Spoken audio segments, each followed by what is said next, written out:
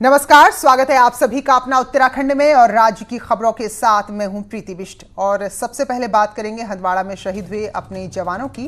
तो अल्मोड़ा के दिनेश सिंह भी देश के लिए शहीद हुए हैं और उनका पार्थिव शरीर आज उनके पैतृक गांव भनोली के मिरगांव में पहुंचा है। बरेली से विशेष विमान से यहाँ लाया गया। पहले कल आना था लेकिन मौसम खराब था जिसकी वजह से कल पार्थिव शरीर नहीं पहुंच पाया। मंत्री यशपाल आर्या, डिप्टी स्पीकर रघुनाथ सिंह चौहान, विधायक गोविंद सिंह कुंजवाल समेत काफी संख्या में लोग गांव पहुंचे हुए हैं। तो दिनेश सिंह शनिवार रात को जम्मू कश्मीर के हंदवाड़ा में आतंकियों से मुठभेड़ के दौरान शहीद हो गए थे। तो कल मौसम खराबी की वजह से उनका पार्थिव शरीर अल्मोड़ा नहीं पहुंच पाया था। जोशी हमारे सहयोगी अल्मोड़ा से जुड़े हैं। तो किशन, कल इंतजार होता और अब आज पहुंचा है पार्थिव शरीर। तो बताइए कौन कौन लोग पहुंचे हैं और कब अंतिम विदाई दी जाएगी? प्रीति, कल जो है समय की देरी होने के कारण चंडीगढ़ से ही जो है पार्थिव शरीर बरेली के लिए काफी देर में आया। कल शाम बरेली पहुंचा था। सुबह एक विशेष वाहन से जो है उसके गांव में मिरगांव पार्थिव शरीर पहुंचा हुआ है। वहां कैबिनेट मंत्री यशपाल आर्य, डिप्टी स्पीकर रघुनाथ सिंह चौहान, विधायक गोविंद सिंह कुंजवाल सहित स्थानीय लोग के कई नेता और स्थानीय लोग मौजूद हैं। उसके रिश्तेदार वहां घर पहुंचे हुए हैं। अंतिम दर्शन इस समय चल रहे हैं। थोड़ी देर के बाद जो है रामेश्वर घाट के लिए पार्थिव शरीर को ले जाया जाएगा। काफी दुखद माहौल है। उस गांव में 30 परिवार के आसपास रहते हैं प्रीति। उसमें से अधिकांश परिवारों के लोग जो हैं आर्मी में हैं। तो कहीं न कहीं पूरे क्षेत्र में गम का माहौल बना हुआ है प्रीति। बिल्कुल, धन्यवाद किशन। तो उत्तराखंड जहाँ की एक हम कहें कि रीत रही है देश के लिए कुर्बान होने की, शहादत देने की, और एक और राज्य का लाल देश के लिए कुर्बान हो गया और अब अंतिम विदाई देने की तैयारी की जा रही है। आगे बढ़ेंगे। लॉकडाउन तोड़कर राज्य के चमोली पहुंचे अमनमणि त्रिपाठी की मुश्किलें बढ़ सकती हैं। अमनमणि के खिलाफ केस दर्ज में अब धाराएं और ज्यादा बढ़ाई जा सकती हैं। धारा 332 और 335 के तहत भी अब मुकदमा दर्ज करने की तैयारी है। सरकारी कर्मचारी और सरकारी काम में रुकावट डालने का भी केस दर्ज किया जाएगा। डीजी कानून व्यवस्था अशोक कुमार का कहना है कि पुलिस ने जांच शुरू कर दी है। सरकारी काम में बाधा पाई गई तो अमनमणि पर आगे और सख्त धाराओं में मुकदमे दर्ज हो सकते हैं।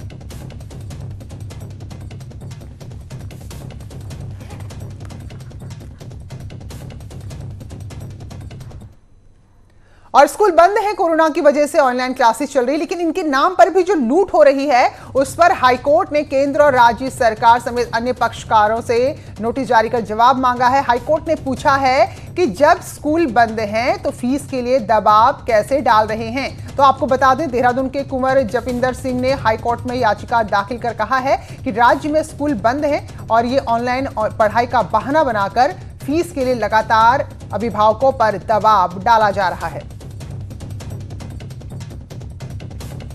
सर, ऑनरेबल कोर्ट की डिवीजन बेंच ने, honourable justice Sudhanshu धूले, honourable justice Ravindra Maithani जी की बेंच ने राज्य सरकार, भारत सरकार और सीबीएसई और उत्तराखंड एजुकेशन बोर्ड और डायरेक्टर स्कूल एजुकेशन को निर्देशित किया है कि वो 12 मई तक अपना जवाब फाइल करें और अगली सुनवाई की तारीख 12 मई निर्धारित की है। और आज से भगवान बद्री विशाल के कपाट खुलने की परंपराएं शुरू हो गई हैं। सदियों पुरानी गाड़ू घड़ी परंपरा आज पूरी हुई, जिसमें टिहरी राज परिवार में महिलाएं अपने हाथों से तिल का तेल निकालती हैं और अगले 6 महीने यानी कि जिस दौरान कपाट खुले रहेंगे, इसी तेल से बद्री विशाल का श्रृंगार और पूजा की जाएगी। टिहरी राज परिवार के नरेंद्र नगर राजमहल में भगवान बद्री विशाल के लिए तिल का तेल निकाला गया। सदियों से इस गाड़ू घड़ी परंपरा को निभाया जा रहा है। पीले कपड़े पहनकर राज परिवार की सुहागिनों ने महारानी के साथ मिलकर तिल का तेल निकाला। तेल कलश को भरने के लिए दिन भर महिलाएं बिना कुछ खाए पिए पीले रंग का कपड़ा बांधे तेल निकालने का काम करती रही। हम चाहते हैं ऐसा ही रहे, ज्यादा शोर न करें मगर अपना पूजा का काम करें, यही हम चाहते हैं कि आगे भी परंपरा चलते रहे। मेरा यही, और सबके लिए बद्रीनाथ से आशीर्वाद चाहती हूँ कि सबका भला हो, अच्छा हो, देश विदेश हमारा उत्तराखंड हमारे लोगों को आगे बढ़े। इसी तिल के तेल से भगवान बद्रीश को शीत निद्रा से उठाया जाएगा और उसके बाद अगले 6 महीने तक हर रोज इसी तेल से भगवान का श्रृंगार भी किया जाएगा। तेल कलश की यात्रा की बात करें तो 5 मई को राजभवन में तिल का तेल निकाला गया। 6 मई को डिमर गांव के लिए तेल कलश रवाना होगा। कलश यात्रा 14 मई को बद्रीनाथ पहुंचेगी। तेल कलश को गर्भगृह में उसके बाद स्थापित किया जाएगा। गाड़ू घड़ा तेल कलश भगवान बद्र विशाल जी के अभिषेक यानी स्नान जो उनका होता है जल से दूध से, ये जो पंचामृत से जो स्नान होता है, उसके उपरांत इस विग्रह में ये लेप करने के लिए ये तिलों का तेल प्रयोग किया जाता है। गाड़ू घड़ी की ये परंपरा सदियों से निभाई जा रही है और इसी के साथ भगवान बद्री विशाल के कपाट खुलने की परंपराओं की भी शुरुआत होती है। न्यूज़ 18 के लिए नरेंद्र नगर से आशीष डोभाल की रिपोर्ट। और अब बात करते हैं शराब को लेकर बड़ी खबर आ रही इस कारोबार से जुड़ी हुई। तो इस पर कोरोना टैक्स लग सकता है, जिस कोविड-19 के चलते राज्य की इकोनॉमी, राज्य की अर्थव्यवस्था प्रभावित हुई है। सरकार अब उसी कोरोना के नाम से टैक्स लगाकर व्यवस्था को पटरी पर लाने का प्रयास कर रही है। तो दिल्ली सरकार को हमने देखा उसे 70% टैक्स लगा दिया है। तो उसी तर्ज पर अब राज्य में भी शराब पर कोविड टैक्स लागू किया जा रहा है। शराब के शौकीनों को झटका जरूर लग सकता है। सरकार के प्रवक्ता मदन कौशिक ने कहा है कि जल्द ही कैबिनेट बुलाकर इस फैसले को लेकर औपचारिक घोषणा भी कर दी जाएगी और यह भी तय होगा कि आखिर कितना टैक्स शराब पर लगाना है। हम लोग विचार कर रहे हैं कि जो शराब है, शराब के ऊपर कुछ कोविड के लिए जो परिस्थितियां उन्हें देखते हुए कुछ टैक्स फॉर्म किया जाए और इस पर जल्दी विचार होकर इस पर हम कुछ इस रूप में करेंगे। तो आज दूसरा दिन है जब 40 दिन बाद शराब की दुकानें खुली। तो कई जगह पर दुकानें खुली नजर आई। रामनगर में आज शराब की दुकानें खुली। हालांकि तकनीकी दिक्कत कई जगह थी, 10:30 बजे के बाद ही दुकानें खुल पाई। लेकिन देखिए कितनी बेसब्री से लोग इंतजार करते नजर आए हैं और सुबह से ही लाइन में लग गए थे ताकि दिन की कड़ी धूप में उन्हें खड़ा ना होना पड़े। प्रदेश में भले ही शराब की दुकानें कल खुल गई हों, लेकिन रामनगर में आज ये दुकानें खुली हैं। उसके बाद यहाँ का आप मंजर देख सकते हैं। रानीखेत रोड स्थित ये दुकान है। यहाँ आप देख सकते हैं कि लोग आने लगे हैं। हालांकि 7 बजे से दुकान खुलनी थी, लेकिन कुछ टेक्निकल प्रॉब्लम्स थी जिनके कारण ये दुकान अभी 10:30 के बाद खुली है। हमारे साथ यहाँ पर मौजूद हैं आबकारी निरीक्षक जोशी जी, कौन कौन सी दुकानें खुली हैं आज और किस तरह से व्यवस्था? सर, आज 2 दुकानें खुली हैं, विदेशी मदिरा रानीखेत रोड और भवानीगंज। ये दुकानें खोल दी गई हैं और कुछ टेक्निकल प्रॉब्लम के कारण दुकानों में खुलने में कुछ देरी हुई है, सो अभी खोल दी गई है। बिक्री सुचारू रूप से कराई जा रही है। कितने बजे तक चलेगी? यह सर 4 बजे तक चलेगी। ये दुकानें 4 बजे तक यहाँ पर खुली रहेंगी और उसके बाद जो है लोग यहाँ से अपने लिए मदिरा ले सकते हैं। गोविंद पाटनी, न्यूज़ 18, रामनगर। लॉकडाउन के तीसरे चरण में ग्रीन जोन अल्मोड़ा में कुछ घंटे मिलते ही बाजार में भीड़ उमड़ गई। शराब की दुकानों की अगर बात करें तो यहाँ लंबी लाइन नजर आई। तो ये तस्वीर जरा देखिए जो कहीं ना कहीं चिंता में भी डाल रही है और ऐसा लग नहीं रहा कि लॉकडाउन के दौरान जो छूट मिली है उसका ये नजारा है। तो देखिए आम दिनों की तरह बाजार में भारी भीड़ नजर आ रही है और शराब की दुकानों में लंबी लंबी कतार लगी हुई है। अल्मोड़ा में शराब की दुकानों का दूसरा दिन है। अभी भी लंबी भीड़ लगी है। पुलिस लगातार लोगों से अपील कर रही कि दूरी बना के शराब खरीदें। हमारे साथ कोतवाल अरुण वर्मा जी बात करने के लिए। वर्मा जी, क्या व्यवस्था यहाँ कर रहे हो? बहुत भीड़ दिखाई दे रही है आज भी। हाँ, लोग वह काफ़ी आए हैं। लोगों को एकदम लग रहा है कि छूट मिली है। हम लोग बार बार अब लाउड हेलर से, माइक से अनाउंसमेंट कर रहे हैं कि आप लोगों को हमने जो प्रशासन ने छूट दी है, आप उसका इस्तेमाल करते हुए आप उसका इस्तेमाल करें, लेकिन आप मास्क पहने, डिस्टेंस बना कर रखें। एक दूसरे को करेंगे तो फिर लॉकडाउन के नियम कानून ख़त्म नहीं हुए। अगर नहीं करेंगे, डिस्टेंस नहीं बनाएंगे, उनका पालन नहीं करेंगे तो हम उनके खिलाफ भी कार्रवाई भी करेंगे उनके आगे। कोतवाल लगातार लगे हैं कि पूरे बाजार में भीड़ कम हो, लोगों को जो है उचित दूरी बनाए रखें जिससे किसी तरह की परेशानी ना हो। किशन जोशी, न्यूज़ 18। वही नैनीताल की बात करें तो यहाँ भी खोल दी गई हैं दुकानें। सुबह 7 बजे से खुली, लेकिन इसके शौकीन 6 बजे ही यहाँ पहुँच गए थे। तो यहाँ सबको यही लग रहा है कि जितनी जल्दी ये सामान उनका मिल जाए। पिछले कई दिनों से शराब का इंतजार ये लोग कर रहे थे। तो देखिए जरा कितनी लंबी लाइन नैनीताल में नजर आ रही है। नैनीताल में भी आज मदिरा की दुकान आखिरकार खुली गई है। ये देख सकते हैं कि सुबह ठीक 7 बजे जो मदिरा की दुकानें हैं वो खुल गई थी। कल जो दुकानें थी वो अधिभार जमा होने के चलते नहीं खुल पाई थी। हालांकि जो मल्ली दाल वाली दुकान है वो अब भी नहीं खुल पाई है। और इस तरफ देख सकते हैं कि सुबह जिस तरह से भीड़ आई है और जो लगातार जो लोग हैं वो दारू की दुकानों में जो शराब लेने पहुंच रहे हैं और लंबी लंबी लाइनें लगी हुई हैं। और सोशल डिस्टेंस के लिए पुलिस ने घेरे बना रखे हैं और उन घेरों के ही हिसाब से यहाँ पर खड़ा करने के लिए कहा है। ऐसा ही दीपक हैं।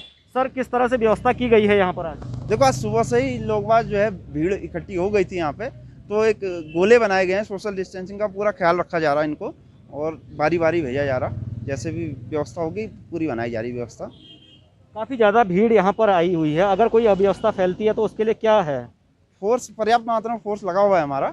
देखो अव्यवस्था तो वैसे होगी नहीं, जहाँ तक नैनीताल नगर की बात है इतनी अव्यवस्था हो नहीं पाएगी, तो जैसे अगर ऐसी कोई हालात आते हैं तो हमारे पास फोर्स मौजूद है यहाँ पे।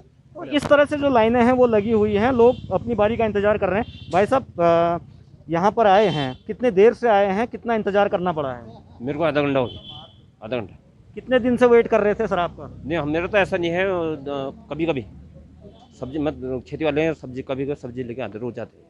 तो ये कह सकते हैं कि जो लोग हैं वो दुकानों में पहुंचे हैं और इस तरह की लंबी लाइनें लगी हुई है। एक गाना आपको याद होगा कि जो जिसमें ये कहा गया था कि गंगा तेरा जल निर्मल, लेकिन यहाँ इन हालातों को देख के ये लग रहा है ठेका तेरा पानी अमृत। वीरेंद्र बिष्ट, न्यूज़ 18 नैनीताल।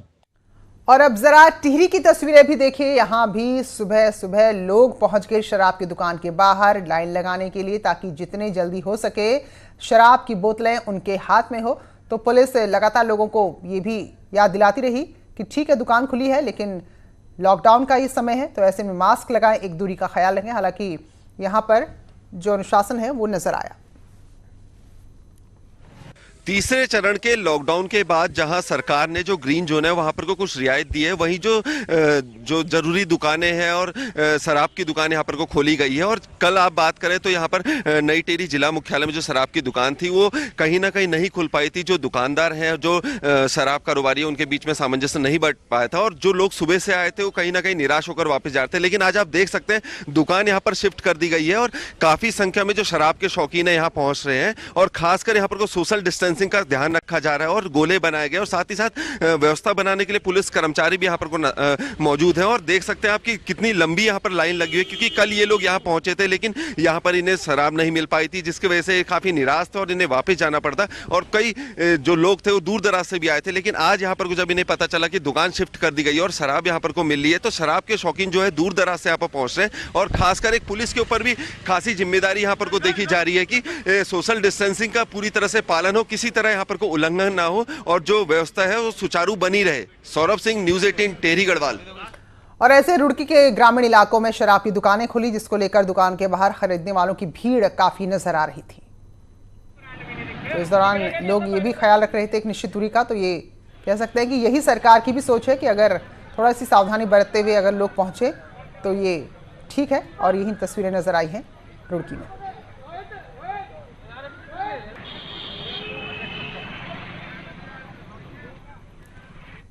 वहीं हरिद्वार में भी आज शराब की दुकानें खुली रही। जिला प्रशासन के आदेश के बाद दुकानों को खोला गया। सुबह से ही इन दुकानों के बाहर भी लंबी लंबी कतार नजर आ रही थी। रानीपुर झाल, बहादुराबाद, जगजीतपुर, कांगड़ी, तो ये वो इलाके हैं जहां शराब के ठेकों के बाहर लोग काफी संख्या में इकट्ठा हुए थे। और वहीं प्रशासन कोशिश कर रहा है कि कालाबाजारी ना हो, ओवर रेटिंग ना हो, क्योंकि कई जगह से शिकायत भी मिली थी कि इस तरह के घटनाएं सामने आ रही हैं।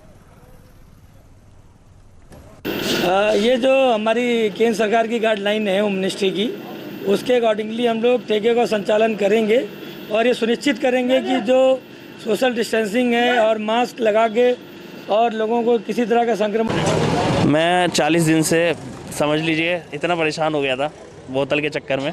हमने ये जो बोतल 800 रुपये में लाए हैं आज, यही बोतल हमने 2500 की ली है, और इससे एक तो कालाबाजारी बंद हुई है, ऊपर से जो लोग तड़प रहे थे। हरिद्वार में भी आज शराब की दुकानों को खोल दिया गया है और आप देख सकते हैं सुबह से ही शराब लेने वालों की लाइन यहाँ पर लग गई थी।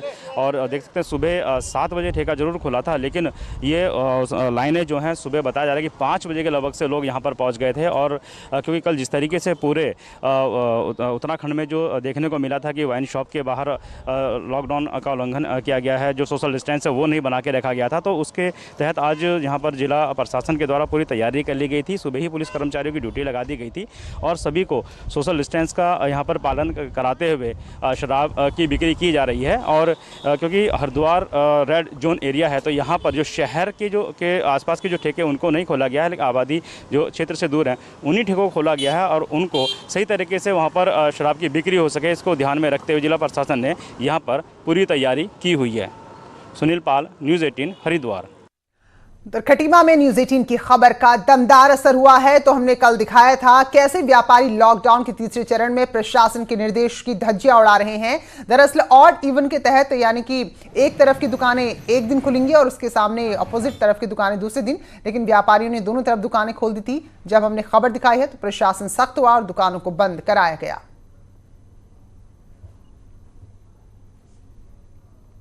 व्यापारियों के साथ कि ऑड इवन जो है कि लागू किया जाएगा, जिससे कि सोशल डिस्टेंसिंग और इससे बचा जा सके। उसी के क्रम में जो है आज जो है ऑड इवन की जो है व्यवस्था की जा रही है, क्योंकि व्यापारियों में कुछ भ्रम सा था कि 1 2 3 करके दुकान नंबरिंग से थोड़ा भ्रम हो गया था, लेकिन उसको जो है अब सही करा दिया गया है। उधर अल्मोड़ा में सस्ता गल्ला विक्रेताओं ने 10 मई से राशन नहीं बांटने की चेतावनी दे दी। साथ में जिले भर के विक्रेताओं ने सामूहिक रूप से इस्तीफा देने की भी चेतावनी दे दी है। शासन विक्रेताओं ने ज्ञापन दिया है पूर्ति अधिकारी को। ऑनलाइन राशन बिक्री और अधिक लाभांश समेत कई मांगों को लेकर पहले से ही ये लोग नाराज हैं और कोरोना संक्रमण के राशन वितरण कर रहे हैं। सरकार का अधिक दबाव पड़ने की वजह से इन लोगों का कहना है कि इनको कुछ सुविधाएं चाहिए, वरना ये राशन नहीं बेचेंगे। जब तक ये मांगें पूरी नहीं होंगी तो सरकारी सस्ता गल्ला विक्रेता नेट के माध्यम से, ऑनलाइन के माध्यम से राशन का वितरण नहीं करेगा। अगर सरकार इसमें ज़बरदस्ती दबाव बनाएगी तो 10 तारीख से पूरे खाद्यान्न का वितरण बंद कर दिया जाएगा। और इस वक्त कोरोना से जुड़ी खबर देहरादून से आ रही, जहां कोरोना के मरीज को लेकर जबरदस्त कंफ्यूजन हो गया है। 1 मई को दिल्ली से लौटे कोरोना पॉजिटिव मरीज की रिपोर्ट अब नेगेटिव आई है। 2 मई को एम्स में सैंपल भेजा गया था, जिसमें बुजुर्ग की जांच नेगेटिव आई है। वहीं दिल्ली के अपोलो अस्पताल ने बुजुर्ग को पॉजिटिव की रिपोर्ट दी थी। बुजुर्ग 28 अप्रैल को इलाज के लिए दिल्ली गए थे और उसके बाद जब लौटे तो जो भी उनके टेस्ट हुए हैं, तो अब ये दोनों रिपोर्ट आपस में विरोधाभासी हैं। जहां दिल्ली का अपोलो अस्पताल ने रिपोर्ट में इस वृद्ध मरीज को पॉजिटिव बताया, वहीं अब जो ऋषिकेश एम्स से रिपोर्ट आई है उसके मुताबिक बुजुर्ग कोरोना से पीड़ित नहीं है और रिपोर्ट नेगेटिव है। सत्येंद्र बर्थवाल हमारे संवाददाता जुड़ चुके। सत्येंद्र, जरा बताइए, ऐसे में तो जांच की प्रक्रिया को लेकर ही सवाल उठ जाएगा। बिल्कुल बिल्कुल प्रीति, क्योंकि जांच जो हुई थी उस पर सवाल उठने लाजमी है, क्योंकि ये जो कैंसर पीड़ित थे ये दिल्ली अपोलो में गए थे और उन्होंने अपने वहाँ कोविड का भी टेस्ट कराया था और कैंसर से भी ये पीड़ित थे और कैंसर के लिए ही वहाँ इलाज के लिए थे। जो वहाँ से जो रिपोर्ट मिली, जब वो भी रिपोर्ट आपको इनको जो मिली, वो जब अपने घर देहरादून पहुंच गए थे, चमन बिहार के रहने वाले थे। यहाँ पहुंचने के बाद उन्हें पता चला कि उनको कैंसर जो उनको जो कोविड पॉजिटिव उनकी रिपोर्ट आई है, जिसके बाद इन्होंने खुद ऋषिकेश एम्स में अपने फादर और अपने पूरी फैमिली को बिल्कुल। तो दिल्ली के अपोलो हॉस्पिटल ने रिपोर्ट पॉजिटिव दी, लेकिन ऋषिकेश एम्स से रिपोर्ट नेगेटिव आई है। तो अब किस रिपोर्ट को माना चाहिए, ये बड़ी मुश्किल है। बहुत बहुत शुक्रिया सत्येंद्र आपका जानकारी के लिए। उधम सिंह नगर के जसपुर के अंगदपुर गांव में लॉकडाउन में बगैर अनुमति शादी करना दूल्हा दुल्हन को भारी पड़ गया। पुलिस ने दोनों पक्षों के खिलाफ मुकदमा दर्ज किया है। दरअसल अंगदपुर गांव में यूपी के बिजनौर से दूल्हा चोरी छिपे अपनी बारात लेकर पहुंच गया और जब शादी हो रही थी तो पुलिस को मामले की जानकारी मिली। तो फिलहाल पुलिस ने दोनों पक्ष के लोगों के खिलाफ मुकदमा दर्ज करा दिया है। इसके संबंध में उन्होंने एसडीएम कार्यालय और तहसील में जो है वो कोतवाली में लिखित में शिकायत दर्ज कराई थी और इस न्यूज़ को जो है न्यूज़ 18 ने प्रमुखता से अपने चैनल में स्थान दिया और उसका असर ये है कि आज हमें जो है बहाली का आदेश हो चुका है और हमें वो नियुक्ति पत्र प्राप्त हो चुका है। इसके लिए हम न्यूज़ 18 का धन्यवाद देना चाहते हैं। बहुत बहुत धन्यवाद। और हल्द्वानी से खबर है, जहां के वनभूलपुरा इलाके से कर्फ्यू हटा लिया गया है। हमने देखा था वनभूलपुरा इलाके में जहां कई कोरोना पॉजिटिव सामने आए थे और हंगामा भी हो गया था, लेकिन कंटेनमेंट यानी संक्रमित इलाका होने की वजह से अभी कुछ प्रतिबंध यहां पर लागू रहेंगे। कंटेनमेंट जोन के लोगों को इलाके से बाहर नहीं निकलने की अभी अनुमति दी गई है, उनको वहीं रहना होगा और जब बहुत जरूरी काम हो तभी जाया जा सकता है। और पुलिस की चौकसी भी जारी, क्योंकि अभी तक इस इलाके से 8 मामले सामने आ चुके हैं। देखिए, बनफूलपुरा इलाके में 8 केस हमारे पास पॉजिटिव निकले थे। उसके बाद में उस इलाके को कंटेनमेंट जोन घोषित किया गया था और कंटेनमेंट जोन के हिसाब से वहाँ पे जो व्यवस्थाएं हैं वो की गई थी। बीच में एक झगड़े की वजह से वहाँ पे कर्फ्यू लगाया गया था, तो वो कर्फ्यू हमारे द्वारा हटा लिया गया। मगर कंटेनमेंट जोन के कुछ नियम होते हैं, उन नियमों के अनुसार ही कंटेनमेंट जोन को समाप्त किया जा सकता है। उधर चंपावत जिले में फंसे लोगों की घर वापसी होने लगी है। 3 बसेज में राज्य के अलग अलग जगह में फंसे लोग चंपावत पहुंचे हैं। घर पहुंचने पर लोग खुश नजर आए। वहीं जिलाधिकारी ने कहा है कि 10,000 रजिस्ट्रेशन हुए हैं। जो भी दूसरी जगह फंसे हुए हैं और जिले में जो पहुंच रहे हैं तो उनका पहले चेकअप हो रहा है और उसके बाद उन्हें होम क्वारंटीन की नसीहत देकर ही यहाँ से छोड़ा जा रहा है। वह उस पोर्टल पर अपना रजिस्ट्रेशन करा सकते हैं। उस रजिस्ट्रेशन के अनुसार लगभग इस जनपद में 10,000 के आसपास लोग आने वाले हैं। उनके लिए हम लोग जो व्यवस्थाएं हैं, चाहे वो इंस्टीट्यूशनल क्वारंटाइन की हो या होम क्वारंटाइन की हो या कम्युनिटी क्वारंटाइन की हो, वो सब व्यवस्थाएं हम लोग जो है विभागीय अधिकारियों के साथ। राज्य के बाहर फंसे लोगों को राज्य में लाने के लिए बीजेपी और कांग्रेस में तकरार शुरू हो चुकी है। जल्द लोगों को उत्तराखंड लाने की यहां पर बात हो रही है। तो कहना है मुख्यमंत्री ने जो घोषणा की थी उससे अमल में लाया जाना चाहिए। वहीं बीजेपी का कहना है कि पहले राज्य के शिविरों में रह रहे लोगों को उनके घर भेजा जा रहा है, उसके बाद बाहरी राज्यों से लोगों को लाने की भी कोशिश हो रही है। कैंप है, बहुत जगह कैंप लगे हैं, उन कैंपों को पहले खाली कराया जाएगा ताकि जो लोग आएंगे हो सकता है वो संक्रमित हों और कुछ दिक्कत आती हो तो उनको कहाँ रखा जाएगा। पहले इनको भेजने की तैयारी हो रही है और इनको भेजने के बाद फिर जो लोग हमारे फंसे हुए हैं उनके लिए व्यवस्था सरकार कर रही है। थोड़ी धीरे रखना चाहिए। जिसमें उन्होंने कहा है कि अब केवल जो उसमें रह रहे हैं, कैंप में रह रहे हैं और कहीं पर रास्तों में फंसे हुए हैं, उन्हीं लोगों को हम लाएंगे। तो उससे जो बाहर फंसे हुए लोग हैं या जो बाहर वो लोग बहुत परेशान हो गए हैं। उधर उत्तरकाशी में बाहरी राज्यों से 1,000 से भी ज्यादा लोग इसके जिले में पहुंच चुके हैं, जिनका स्वास्थ्य विभाग और पुलिस प्रशासन की तरफ से मेडिकल चेकअप किया जा रहा है। कोरोना ना फैले इसके लिए प्रशासन ने लोगों से कहा है क्वारंटीन रहने के लिए और ग्राम पंचायत में भी लोगों को क्वारंटीन करने की व्यवस्था की गई है। और अब गर्मी शुरू हो गई, तापमान बढ़ रहा है, ऐसे में सांप भी अब नजर आने लगे हैं। सांप का अपने शिकार की तलाश में कई घरों में भी घुस रहे हैं।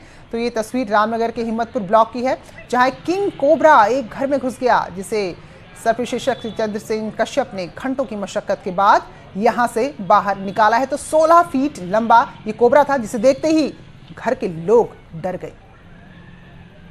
सूचना मिली थी क्या नाम है, हिम्मतपुर ब्लॉक में किसी के घर में एक कोबरा सांप है।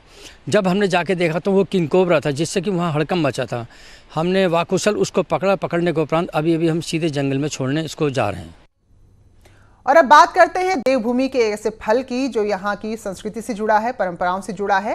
काफल जो इन दिनों पक जाता था और काफी रसीला फल है, कई औषधि गुण हैं, लेकिन मौसम के बदलते चक्र का असर इन दिनों इस फल पर भी पड़ गया है।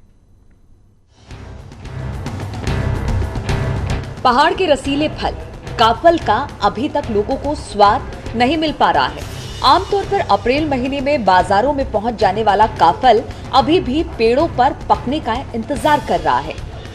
ओलावृष्टि ने पहले तो काफल को बर्बाद किया, फिर बचे हुए काफल अभी तक पक भी नहीं सके हैं।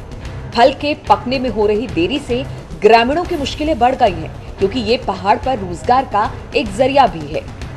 लास्ट ईयर काफी अच्छा काफल था यहाँ पे, मार्केट भी काफ़ी जाता था। इस टाइम पे काफल ओलों ने भी काफ़ी गिरा दिया है, मौसम की वजह से भी काफ़ी काफल को नुकसान हुआ है, जिससे कि इस टाइम पे मार्केट में भी काफल नहीं जा पा रहा है और काफ़ी काफल लेट हो चुका है। काफल को पेट के रोगों के लिए अच्छा माना जाता है, साथ ही मधुमेह के रोगियों के लिए भी ये रामबाण है।